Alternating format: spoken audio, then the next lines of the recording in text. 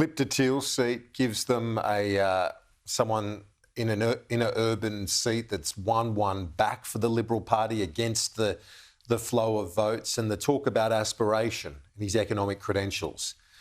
As I say, that sounded a lot like a pitch for higher honours. And he's capable of articulating a message, right? And look at what's happening on the other side at the moment. If you take the other side of the other sides, Susan Lee and Angus Taylor are at the moment showing why they should not lead the Liberal Party. Whoever leads the Liberal Party from now on does not have a one-term or a two-term job. It could be a three-term job.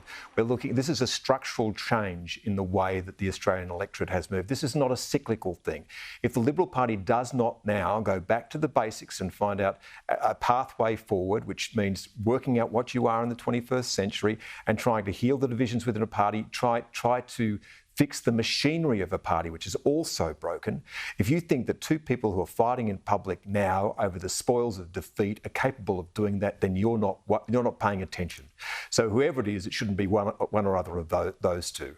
You know, the task is hard, the road is long for the Liberal Party, and people who are in the process of publicly bickering within days of defeat don't deserve that job. That doesn't mean they won't get it. Yeah. That's certainly right. And with Tim Wilson saying the argument and that message about aspiration, about the future, that the better days are ahead, that sounded like a potent, campaign message. Unfortunately, that wasn't the message of the Liberal Party, largely at the last election. That was overwhelmed by so many other matters. Yeah, in a cost of living election with an incumbent facing all sorts of, legitimate arguments about power prices went up when you said they wouldn't, and yet Peter Dutton went backwards. He got thumped.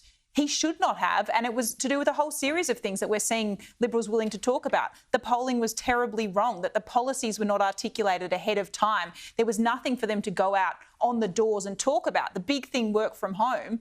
As a conviction politician, Peter Dutton stands there in a second week and says, I got it wrong, I'm sorry.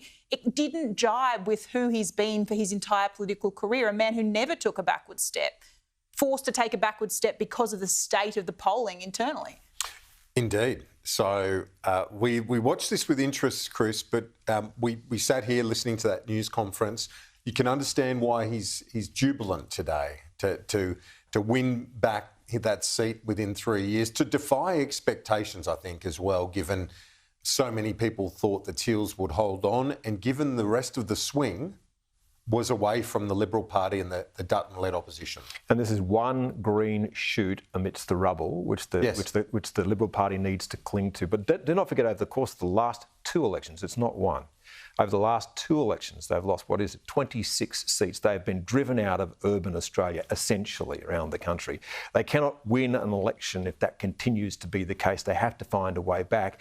And Tim Wilson shows you that there's a model there. The model is to find someone who's deeply ingrained in the community and build from that base, but also to build on a base of conviction. And unfortunately, at the moment, the Liberal Party does not know what it is. Now, there will be a fight for its soul, and unfortunately for it, that fight will mostly take place within the rump of a Liberal Party, which may well push it in the wrong direction. So, as I say, the road back from here is incredibly long. The party's functionally broken in Western Australia and South Australia, and Victoria and New South Wales is under administration. Even if Peter Dutton had got in, he was standing on a footing of sand. The party needed this moment. Now, it might not ever recover from here.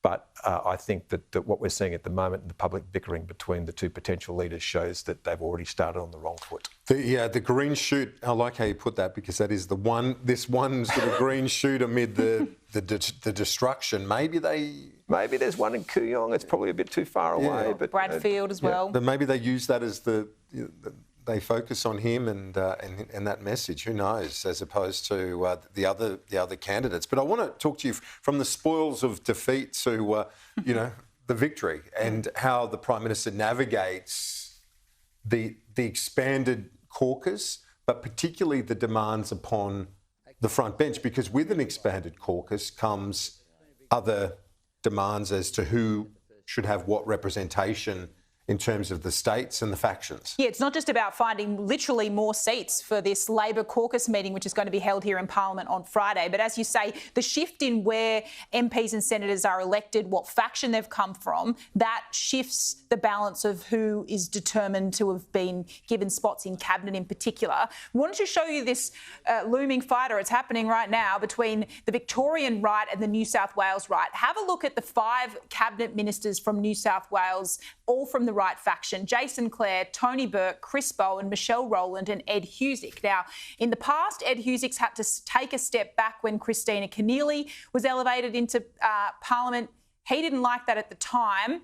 There is a chance that he's going to have to fall on his sword for a second time here.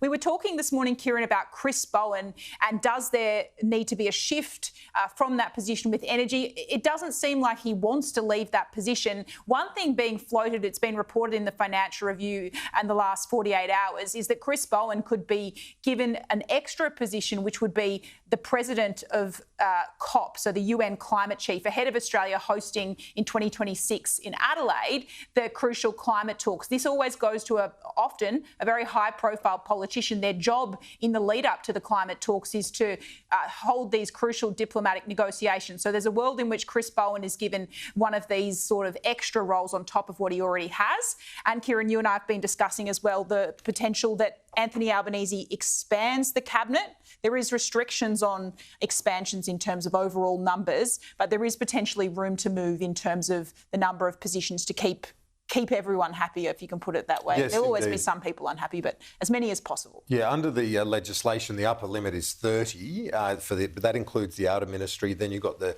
parliamentary secretaries on top of that. That's another 12, but 30 is the top. I wouldn't expect him to go that far, but there is room to move. He could nudge it up 1 or 2 to help.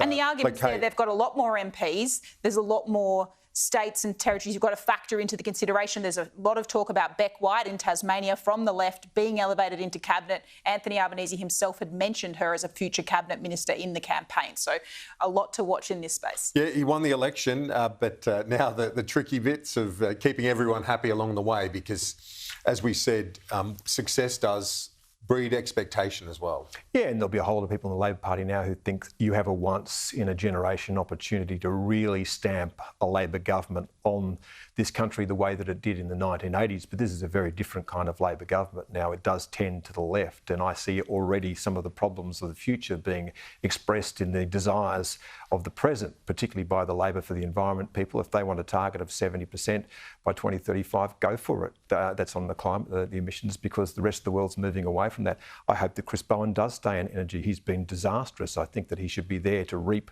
what he has sown in that portfolio, and that is one area where if the coalition gets its act together, it will be able to make great gains, because the price of energy will continue to rise. It is locked in by the model that this government has locked in.